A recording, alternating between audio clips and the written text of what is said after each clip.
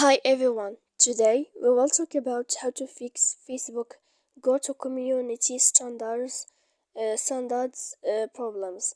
To know how to fix Facebook go-to community standards problems, you should just go to settings like this. You will click, here, and then in this page you will go to apps, default apps, app settings.